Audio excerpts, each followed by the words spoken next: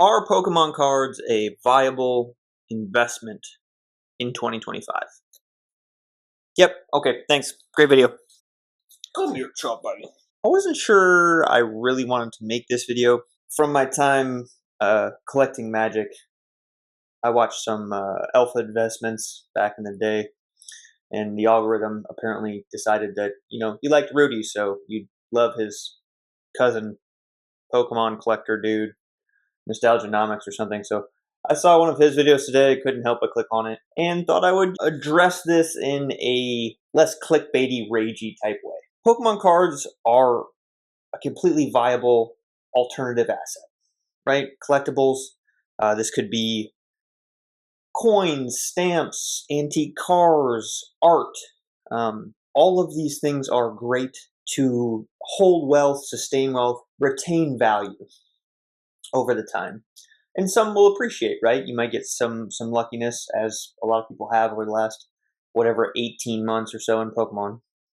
And over the years, right? Pokemon has done pretty well. I'm not going to pretend it has. There are some positive things that occur from the financial lexicon and other components coming into the hobby. And that's mostly from educational things, right?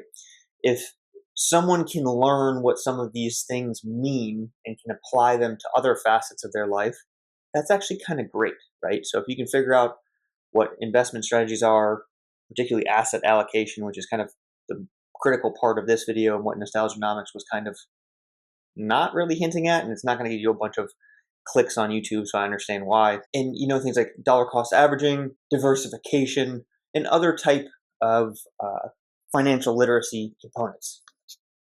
Great, love it, fantastic. The part that's problematic in the Pokemon space is when people say Pokemon investing, what they think of is a closet or a warehouse full of nondescript cardboard boxes full of thousands, if not hundreds of thousands of dollars of sealed Pokemon stuff.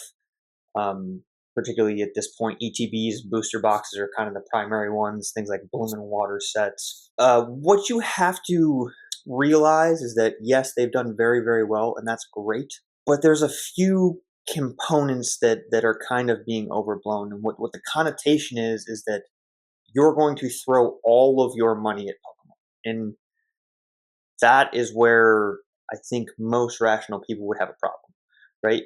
If I have $100,000 to invest, I don't think a damn person is going to bat their eye if I spend $10,000 on Pokemon and hold it in my closet, right?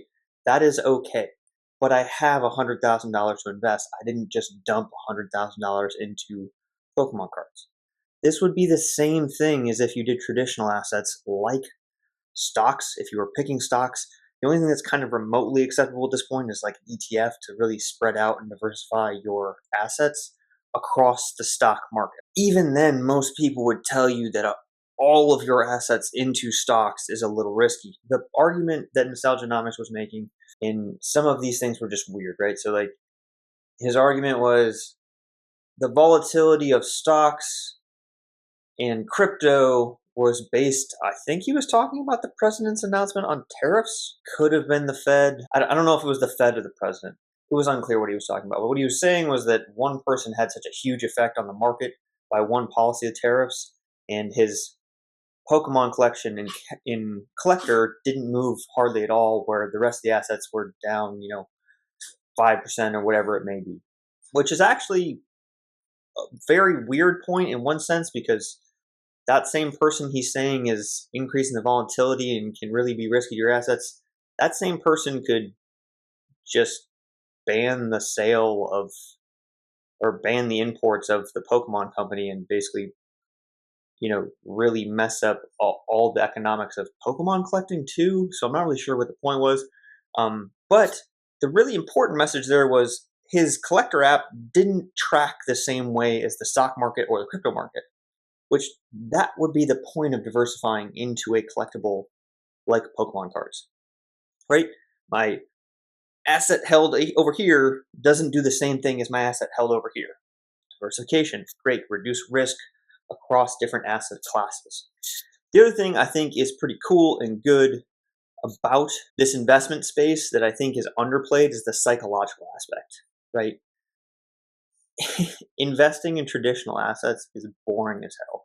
He kept referencing a 10 to 15% return in ETFs or index funds or mutual funds, which, side digression, 10 to 15% most people would kill for. That's a really, really good return historically.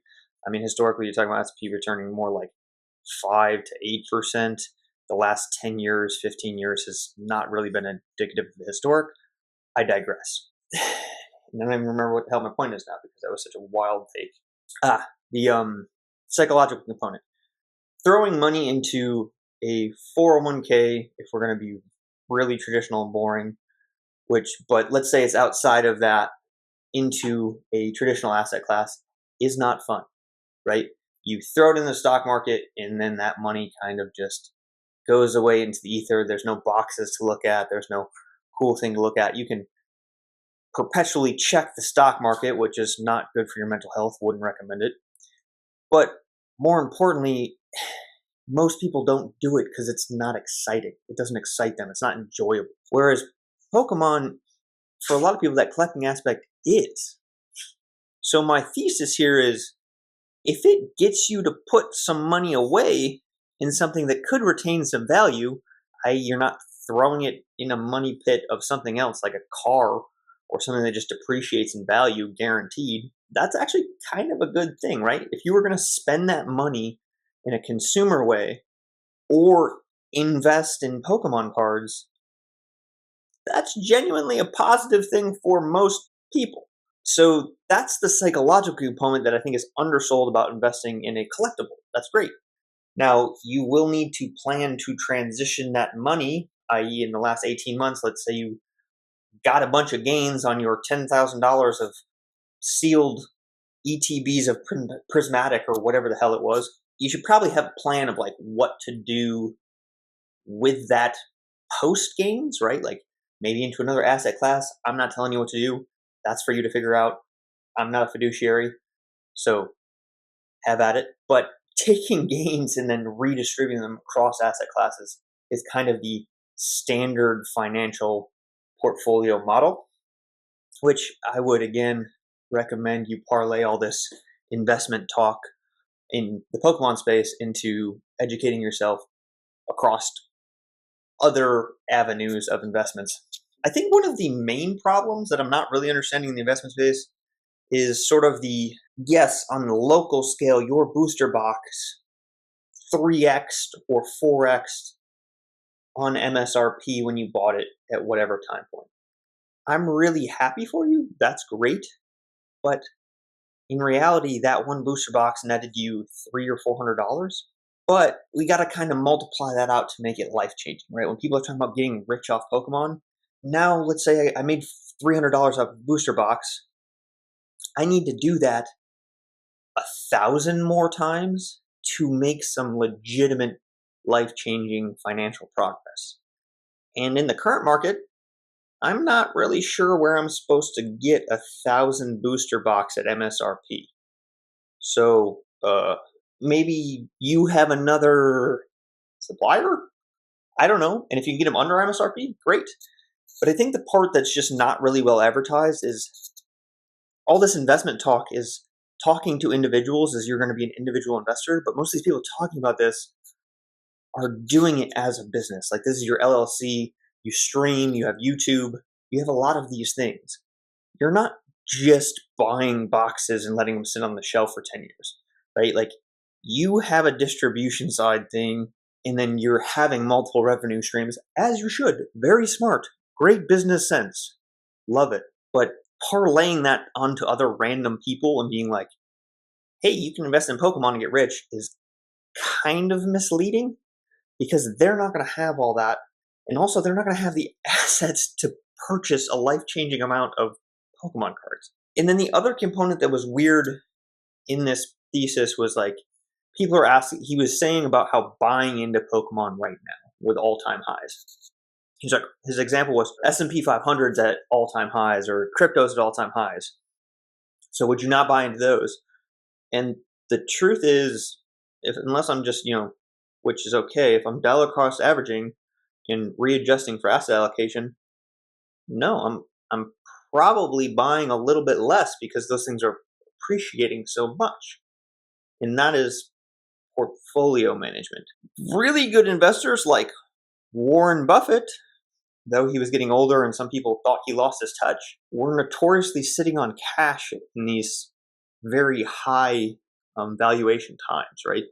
Warren Buffett, I think, was sitting on $350 billion, waiting for something of value, of reasonable price to come available. So, to answer your question, no. If I buy a Destin's Rivals booster box at $400 on a set that just came out, that probably is not as good an investment as one that you bought at MSRP. Will it go up? Maybe. I don't know. But just saying you'd always buy it at the top is also disingenuous. But I think this is just an overcomplicated topic for YouTube, right? Like, no one wants to actually sit here and have a conversation, a nuanced conversation about this. It's all just, well, you're an idiot for collecting Pokemon cards and putting money in that, or you're an idiot, you could be making millions off Pokemon cards. And the other thing I would say is, like, when you think about alternative assets, art, historic cars, wine collections, what's the first thing that comes to mind? Fucking rich people. So, like, they already have money. They're looking to put it in different things. It's not like most people get rich from their wine collection. That's not really the order in which those things happen. I'm sure it does happen. There's a lot of people in the world, but it's probably not the traditional trajectory. So those are the things that I would say are kind of out of order mentally. If you're putting Pokemon cards on a credit card as an investment, questionable. Honestly, if you're doing that with any investment, questionable. It's kind of like getting the house in order before you diversify into an alternative asset. And honestly, I'm a boring human. I would say the same thing about crypto or anything else. It's a great thing to keep you interested and keep you engaged in investing, but you don't need to run away from traditional things because you think it's a get rich quick button. It probably isn't. Those things usually just don't exist. Again, thesis. Pokemon cards, totally reasonable to invest in.